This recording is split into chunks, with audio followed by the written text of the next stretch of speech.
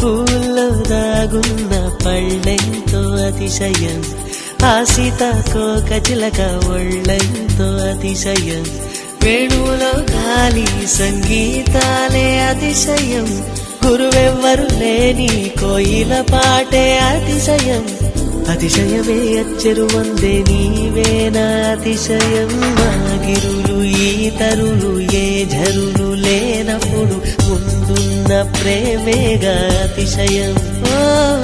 16 ప్రయాణ పరువంలో అందరికీ పుట్టేటి ప్రేమేగా అతిశయం.